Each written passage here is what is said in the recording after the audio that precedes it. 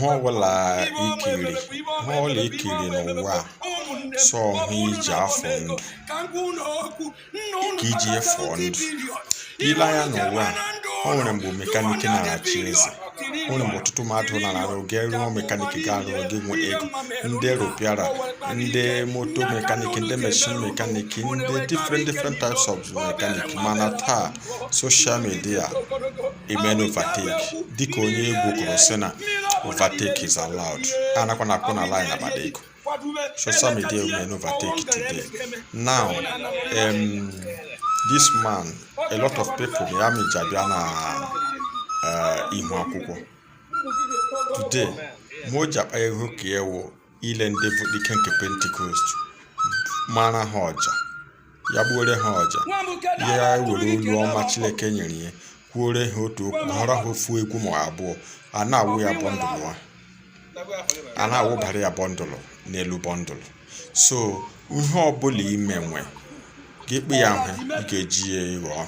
nwoke ogbu enwe n'ụlọ elu o nwere n'ụlọ ala site n'ọja na mmasị ndị mmadụ nwere n'ebe ọ nọ n'otu o si etu ha ma n'otu o si ịnọ mmedada umeala mere ha one or two things ya na-atọ ha ụtọ na-evi ihe ekwekere ego abịa bado n'ọha enwere ndị gị ya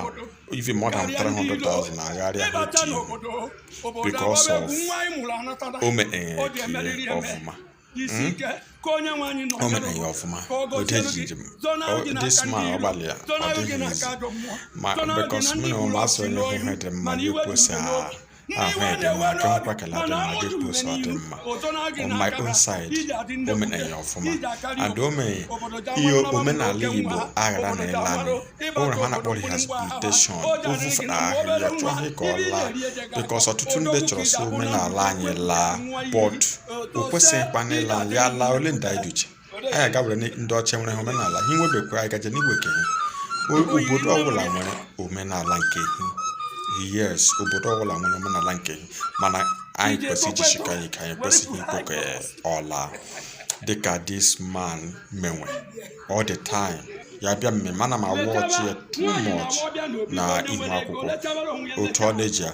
uje fụfụta n'otu ihe mara mma wụ omenala iji hụsi omenala ya ala lee nne ya bịa ichekpuru ala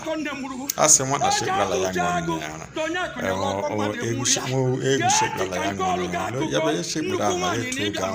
oge ahụ ga-efufu ike nke Pentecost ị ga-efufu ya by force.